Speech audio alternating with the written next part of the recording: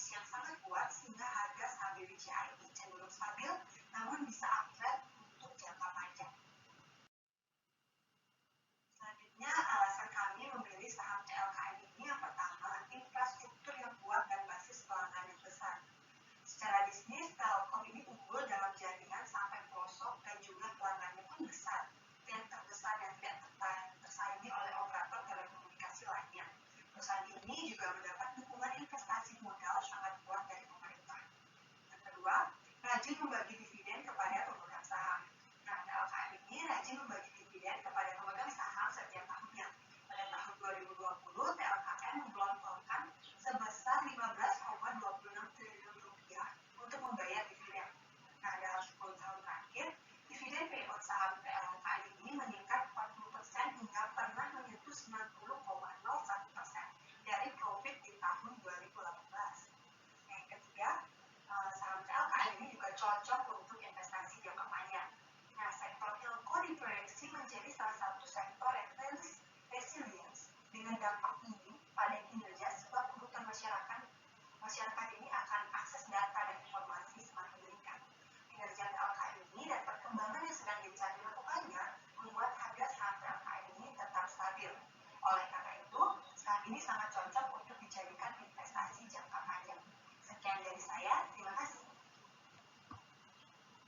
Baik, selanjutnya saya akan membahas mengenai bisnis model dari Bank BCA.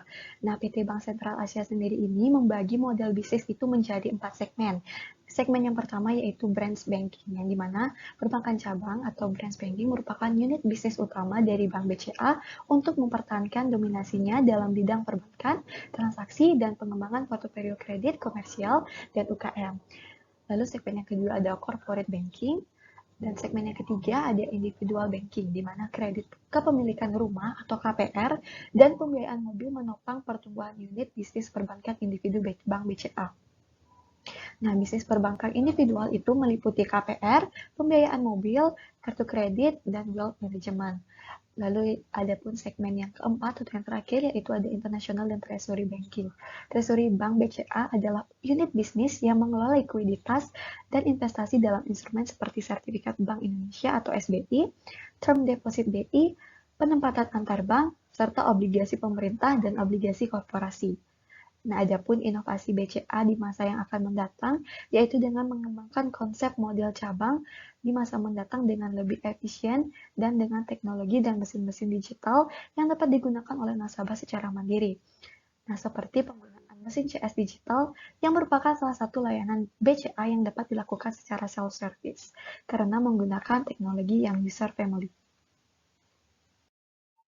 Nah, adapun sumber income atau sumber pendapatan dari Bank BCA sendiri yaitu dari 3 jenis. Yang pertama itu dari kewajiban yang dimiliki oleh Bank BCA, lalu ada aset Bank BCA, dan yang terakhir ada memberikan kredit. Selanjutnya adapun kepemilikan saham dari Bank BCA yang dimana 54,94%-nya itu dipegang oleh PT Dwi Muria Investama Andalan dan sisanya sebesar 45,06 itu dipegang oleh masyarakat atau publik. Baik, yang selanjutnya yaitu analisis teknikal dari saham BCA. Pada PPT sudah ditampilkan kinerja saham BCA periode 2017 sampai 2021. Jika kita perhatikan bahwa saham BCA ini termasuk salah satu saham yang mempunyai kenaikan yang cukup tinggi dalam beberapa tahun terakhir yang didukung oleh kinerja BCA yang terbilang bagus. Akan tetapi pada Maret tahun 2020, harga saham BCA sedikit menurun. Hal ini disebabkan karena dampak dari pandemi COVID-19. Serta melalui persetujuan rapat umum pemegang saham luar biasa pada tanggal 23 September 2021, BCA melakukan aksi korporasi berupa pemecahan saham atau stock split pada tanggal 15 Oktober 2021 dengan rasio 1:5. BCA melakukan pemecahan saham tersebut dengan tujuan untuk meningkatkan likuiditas perdagangan saham BCA di Bursa Efek dan harga saham BCA menjadi lebih terjangkau bagi para investor retail termasuk demografi investor muda. Dan sekarang mari kita lihat kinerja Bank BCA selama beberapa tahun dilihat dari laporan keuangannya. Baik, yang pertama kita lihat dari segi total asetnya. Pada tahun 2017, total aset yang dimiliki BCA yaitu sebesar 750,3 triliun rupiah. Sedangkan pada tahun 2021, total aset yang dimiliki oleh BCA yaitu sebesar 1.228,3 triliun rupiah, di mana terjadi peningkatan kisaran 10-14% per tahunnya. Yang kedua, kita lihat dari segi total liabilitasnya. Pada tahun 2017 dilihat total liabilitasnya yaitu sebesar 614,9 triliun rupiah. Sedangkan untuk tahun 2021 yaitu sebesar 1019,8 triliun rupiah. Tentunya ini menjadi suatu yang menarik karena simpanan dana nasabah semakin banyak. Dan yang ketiga yaitu dari segi ekuitasnya, di mana dari segi ekuitasnya juga naik secara konsisten dari 131,4 triliun rupiah di tahun 2017 menjadi 202,8 triliun rupiah di tahun 2021 atau meningkat sebesar 25,7%.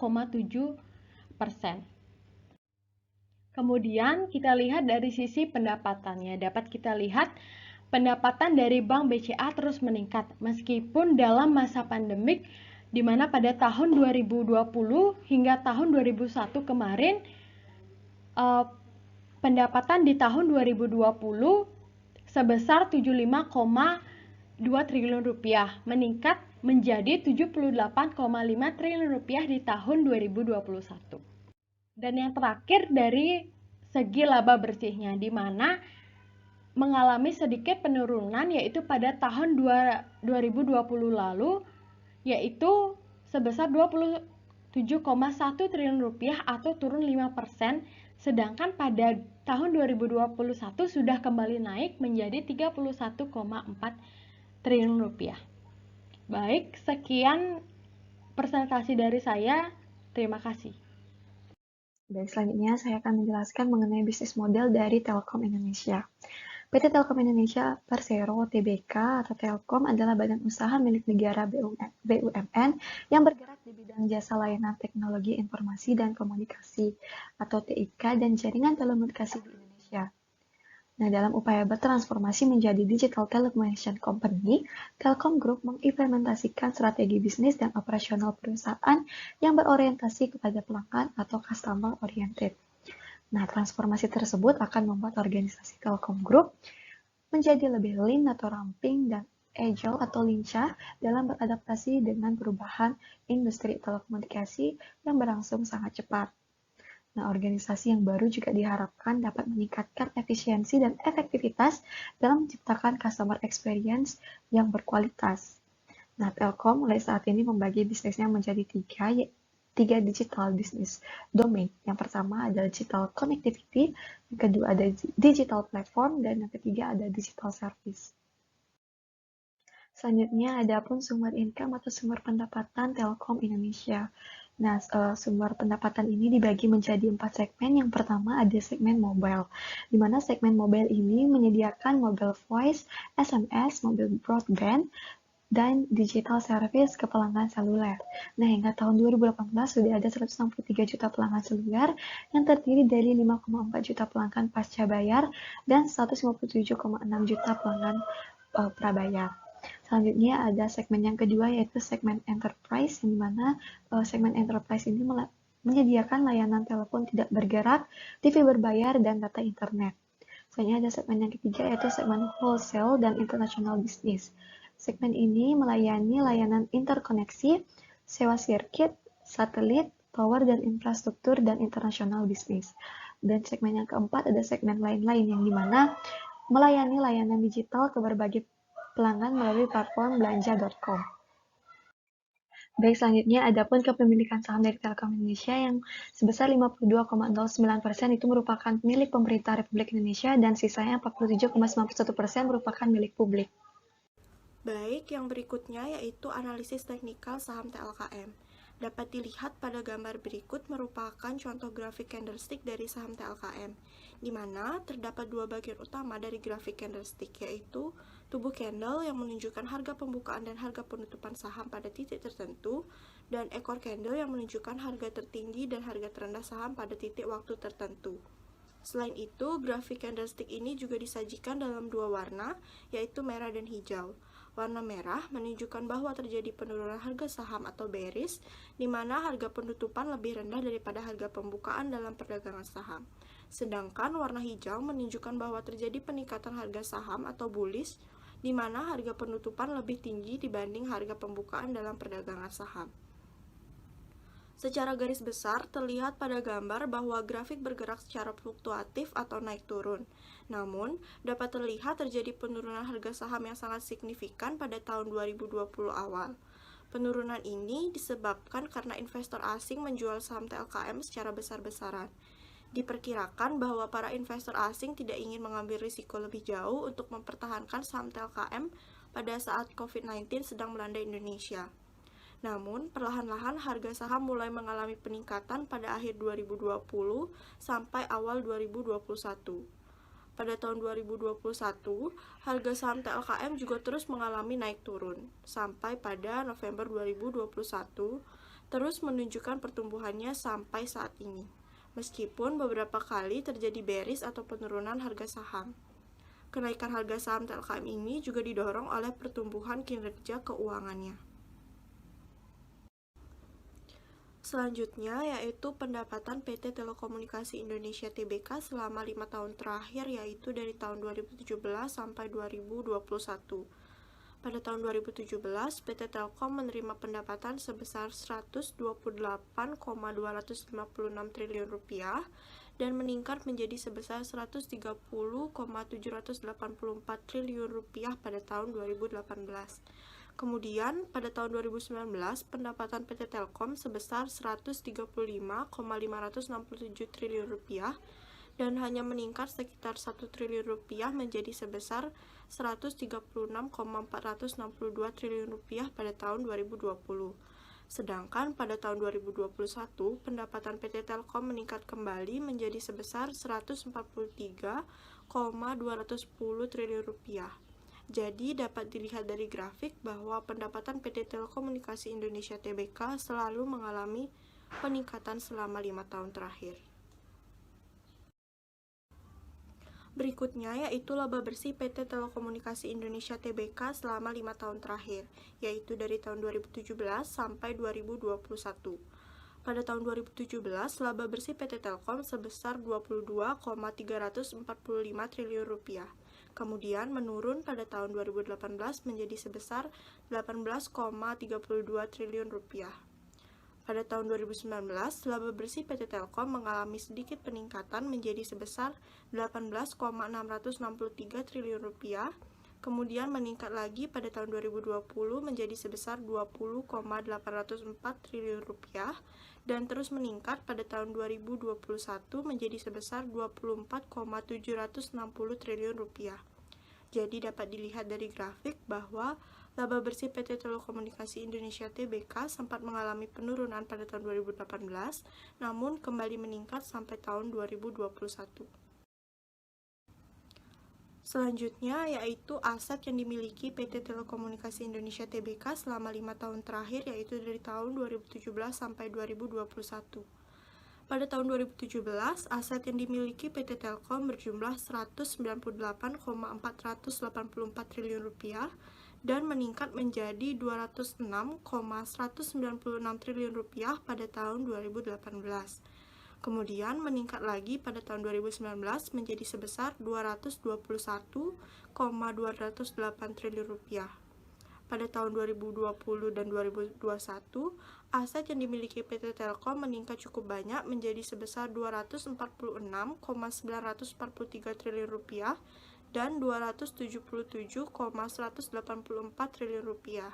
Jadi, dapat dilihat dari grafik bahwa aset yang dimiliki PT Telekomunikasi Indonesia Tbk selalu mengalami peningkatan selama 5 tahun terakhir. Berikutnya yaitu liabilitas PT Telekomunikasi Indonesia Tbk selama 5 tahun terakhir, yaitu dari tahun 2017 sampai 2021. Pada tahun 2017, liabilitas PT Telkom adalah sebesar 86,354 triliun rupiah dan meningkat pada tahun 2018 menjadi sebesar 88,893 triliun rupiah. Kemudian, pada tahun 2019 dan 2020, liabilitas PT Telkom meningkat kembali menjadi sebesar 103,958 triliun rupiah dan 125,54 triliun rupiah. Pada tahun 2021, liabilitas PT Telkom juga mengalami peningkatan menjadi sebesar 131,783 triliun rupiah. Jadi, dapat dilihat dari grafik bahwa liabilitas PT Telekomunikasi Indonesia Tbk juga selalu mengalami peningkatan selama 5 tahun terakhir. Yang terakhir yaitu ekuitas PT Telekomunikasi Indonesia Tbk selama 5 tahun terakhir, yaitu tahun 2017 sampai 2021.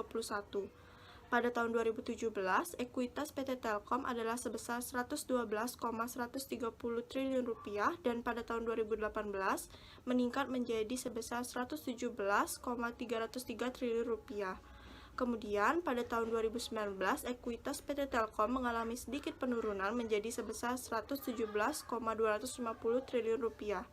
Namun, pada tahun 2020 dan 2021, ekuitas PT Telkom kembali meningkat menjadi sebesar 120,889 triliun rupiah dan 145,399 triliun rupiah.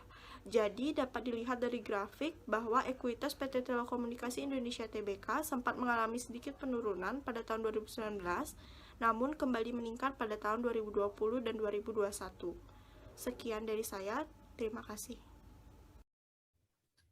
Baik, untuk selanjutnya kita akan menghitung return dari masing-masing saham yang telah dipilih sebelumnya, yakni kita akan menghitung return dari saham BBCA dan saham Telkom. Nah, pada slide berikutnya, kita akan menghitung expected return dari saham BBCA.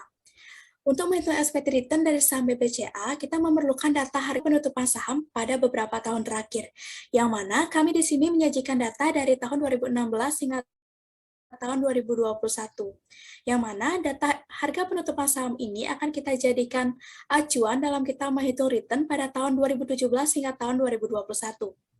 Rumus return sendiri itu adalah harga penutupan saham pada tahun T dikurangi dengan harga penutupan saham pada tahun sebelumnya, dibagi dengan harga penutupan saham pada tahun sebelumnya dikali dengan 100%. Dari data perhitungan tersebut, maka kita dapatkan return pada tahun 2017 sebesar 41,3%, pada tahun 2018 sebesar 18,7%, pada tahun 2019 sebesar 28,6%, pada tahun 2020 sebesar 1,3% dan pada tahun 2021 sebesar 7,8%. Nah, dari data return tadi, kita bisa menghitung expected return dari saham BBCA, yang mana rumus dari expected return ini adalah akar pangkat 5 dari 1 ditambah dengan return pada tahun 2017, yakni 41,35%, dikalikan 1 dengan 18,7% yang merupakan return dari tahun 2018, dikalikan 1 ditambah dengan 28,6% yang merupakan return dari tahun 2019, dikalikan 1 ditambah dengan 1,3%, dan dikalikan 1 ditambah dengan 7,8%, yang kemudian dikurangi dengan 1, sehingga hasilnya adalah 19%. Berdasarkan tabel dan data perhitungan tersebut, maka kita dapat lihat bahwa saham BBCA itu memiliki return yang cukup konsisten serta bernilai positif dari tahun 2017 hingga tahun 2021 dengan expected return-nya sebesar 19%.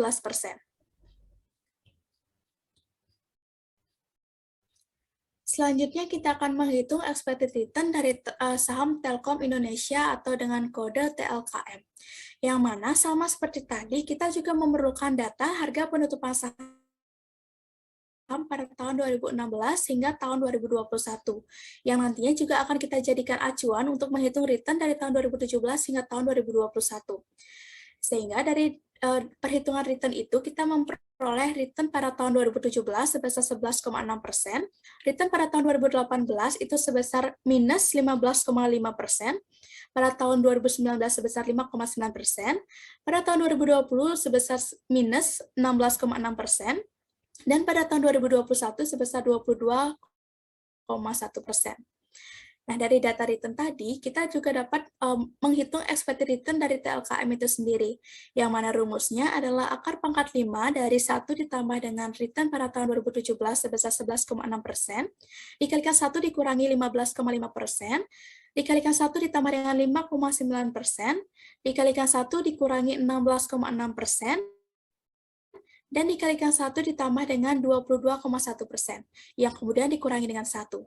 Sehingga berdasarkan perhitungan tersebut, kita dapatkan expected return dari saham Telkom Indonesia itu sebesar 0,34%. Nah, berdasarkan tabel dan perhitungan tersebut, maka dapat kita ketahui bahwa saham TLKM atau Telkom Indonesia itu memiliki return yang cenderung tidak konsisten, yang mana ini ditunjukkan dari return yang turun hingga bernilai negatif pada tahun 2018, yakni sebesar minus 15,5%, dan pada tahun 2020 yakni sebesar minus 16,6%. Dengan expected rate of return-nya kita dapatkan 0,34%. Baik, selanjutnya di sini saya akan membahas terkait dengan risiko, di mana pada dasarnya setiap investasi pasti memiliki risiko masing-masing. Nah, risiko ini dapat dihitung berdasarkan dengan data yang telah kita miliki.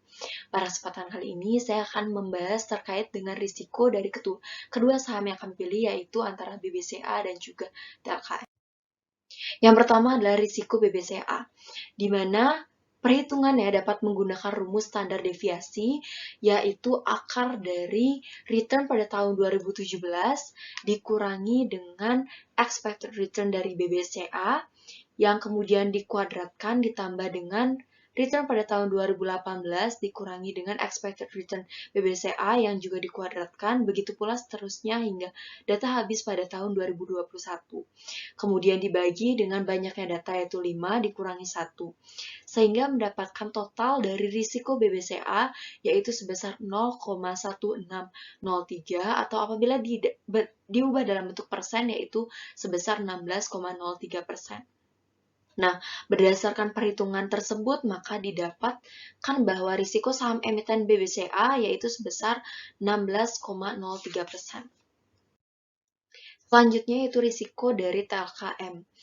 Dapat dihitung juga menggunakan rumus seperti sebelumnya, yaitu akar dari return pada tahun 2017 dikurangi dengan expected return TLKM yang dikuadratkan, begitu pula seterusnya hingga data habis pada tahun 2021, yang kemudian dibagi dengan banyaknya data yaitu 5 dikurangi 1, mendapatkan hasil akhir total dari risiko TLKM yaitu sebesar 0,1709 atau apabila diubah dalam bentuk persen yaitu sebesar 17,09%.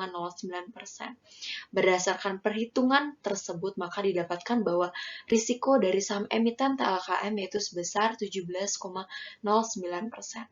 Demikianlah ulasan terkait dengan risiko kedua saham tersebut yaitu BBCA dan juga TLKM. Untuk selanjutnya akan dilanjutkan oleh rekan saya. Selanjutnya yaitu mengenai return portofolio yang ditawarkan, yang mana Pak Jaya menginvestasikan 50 juta dananya untuk membeli dua saham yakni saham BBCA dan TLKM. Kami menyarankan Pak Jaya untuk mengalokasikan dananya untuk membeli saham BBCA sebesar 70% atau sebesar 35 juta dan sisanya 30% atau 15 juta untuk membeli saham TLKM. Saham BBCA memberikan expected return realisasian sebesar 19%, sedangkan saham TLKM memberikan expected return realisasi sebesar 0,34%. Saran tersebut kami berikan berdasarkan prinsip diversifikasi dalam berinvestasi saham dengan tujuan membantu investor untuk mengurangi dampak fluktuasi pasar dan meminimalisir kerugian pada portofolio investasi. Expected return realisasi dari portofolio dua saham yang akan dinikmati Pak Jaya adalah dapat dihitung dengan expected return portofolio sama dengan proporsi alokasi dana pada saham BBCA dikalikan dengan ekspektasi return pada saham BBCA ditambah proporsi alokasi dana pada saham TLKM dikalikan dengan expected return pada saham TLKM, yang mana mendapat hasil 13,4%, yang merupakan hasil dari expected return portofolio untuk saham BBCA dan TLKM dengan perbandingan 70% pada saham BBCA dan 30% pada saham TLKM. Selanjutnya yaitu mengenai resiko portofolio yang ditawarkan. Dalam berinvestasi, Pak Jaya juga harus mempertimbangkan risiko dari saham BBCA dan TLKM.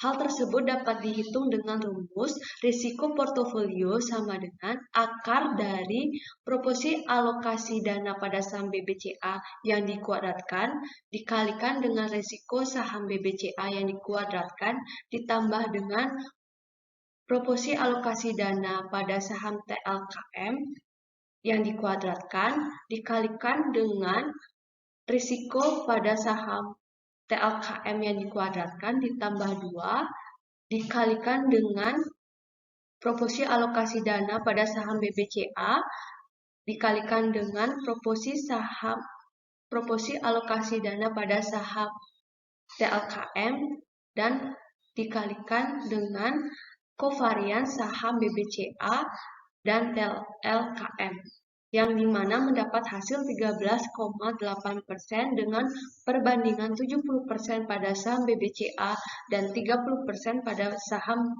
TLKM. Baik, sekian pemaparan mengenai portofolio saham pilihan kami. Mohon maaf bila ada salah kata, baik disengaja maupun tidak disengaja. Akhir kata, kami tutup dengan terima kasih.